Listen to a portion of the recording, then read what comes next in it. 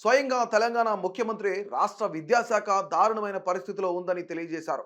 ప్రతి స్థాయిలోనూ విద్యారంగం క్షీణించిపోతుందన్నారు. విద్యార్థులపై 2021లో జరిగిన నేషనల్ అచీవ్మెంట్ సర్వేలో విస్తుపోయే వాస్తవాలు బయటపడ్డాయని ఆయన తెలిపారు. ఈ సర్వే ప్రకారం 75% మంది విద్యార్థులు కనీస సామర్థ్యాలు చూపట్లేదని తేలిందన్నారు.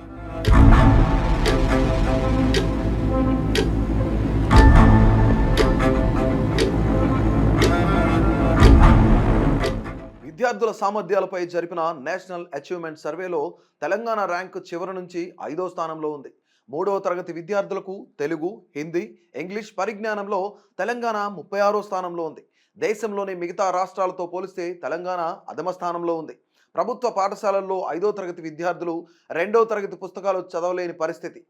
ప్రతి స్థాయిలో విద్యారంగం రోజు రోజుకు క్షీణించిపోతోంది. కాంగ్రెస్ ప్రభుత్వం వచ్చిన తర్వాత 11,000కు పైగా టీచర్ల నియామకాలు చేపట్టామని ముఖ్యమంత్రి రేవంత్ రెడ్డి చెబుతున్నారు.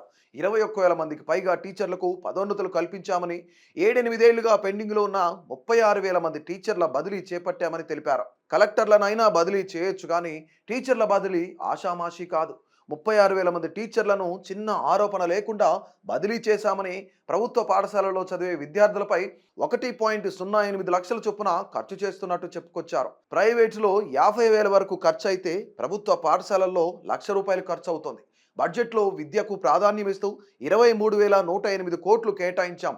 విద్యారంగానికి భారీగా నిధులు కేటాయించినా ప్రమాణాలు పడిపోతున్నాయంటూ సీఎం ఆందోళన వ్యక్తం చేశారు.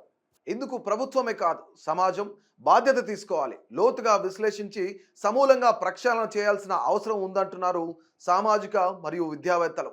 రాజకీయ కోణంలో ఆలోచన చేసినంత కాలం విద్యారంగం ప్రక్షాళన కాదని చెబుతున్నారు. పాఠశాల విద్యలో, ముఖ్యంగా ప్రాథమిక విద్యలో ప్రత్యేక విధానం తీసుకురావాలనేది ప్రభుత్వ ఉద్దేశం. విద్యారంగం బలోపేతానికి సూచనల కోసం విద్యా కమిషన్ ఏర్పాటు చేసింది తెలంగాణ సర్కార్. పిల్లలను ప్రభుత్వ పాఠశాలలో చదివిస్తేనే స్థానిక సంస్థల్లో పోటీకి, ప్రభుత్వ ఉద్యోగం పొందేందుకు అర్హతలు కల్పించే అవకాశంపై చర్చించాలని ప్రభుత్వం భావిస్తోంది. విద్యా వికాసం కోసం ప్రభుత్వాలు, సమాజం కలిసి బాధ్యత తీసుకోవడమే తక్షణ కర్తవ్యం.